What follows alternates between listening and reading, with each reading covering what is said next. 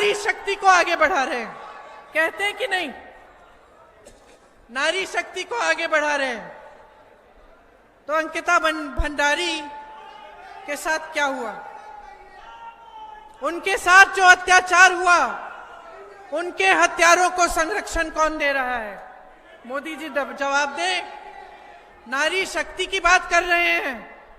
जब हमारे Olympic medallist सड़क पे बैठे थे, कह रहे थे हमारा यौन शोषण हो रहा है, हमें मदद करिए, मोदी जी कहां थे? पूछिए मोदी जी से, कहां थे?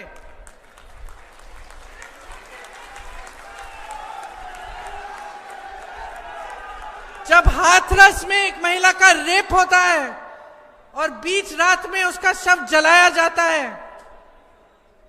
जिसने शव जलाया उसका आरक्षण किसने किया? मोदी जी से पूछिए। कल योगी जी आ रहे हैं उत्तराखंड, योगी जी से पूछिए किसने बचाया उनको। योगी जी से पूछिए कि उन नाव की पीड़िता के साथ जो हुआ उसका संरक्षण, जिन्होंने वो किया, उसका संरक्षण कौन कर रहा है? मोदी जी से पूछिए, योगी जी से पूछिए। क्या मतलब है नारी शक्ति का? नारी शक्ति का मतलब ये नहीं है कि आप संसद भवन में एक बिल को पास करें जिससे आप कहते हैं कि नारियों को, महिलाओं को आरक्षण देंगे और वो आरक्षण 6 सालों के लिए नहीं मिलेगा।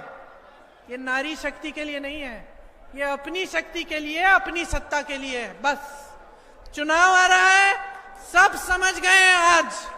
आज मंच में बैठा हुआ एक एक नेता समझ गया है कि इस देश की महिलाएं 50% हैं। समझ गए हैं कि महिला का वोट महत्वपूर्ण है।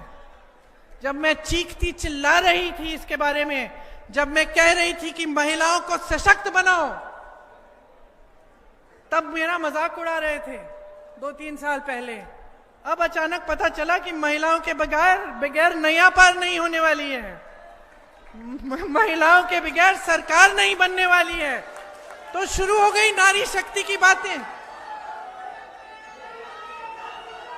आप केस डाल दो, संसद से निकाल दो, घर से निकाल दो, आप हमें भ्रष्टाचारी बोलो, तमाम केस डाल दो, एजेंसियां को हमारे पास भेज दो, मेरी 75 साल की माता जी को भेज दो ईडी के पास पूछताछ कराने के लिए, किसी को, मेरे पति को भेज दो, मेरे भाई को भेज दो, हमारे पूरे परिवार को भेज दो, हमें कोई परवाह नहीं है।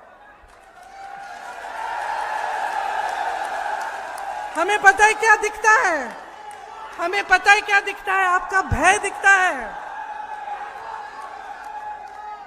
हमें आपका भय दिखता है कि भाई तुम इतना डर क्यों रहे हो हमसे? क्या हो गया? दोबारा सरकार नहीं आएगी? जनता का मन बदल गया है क्या?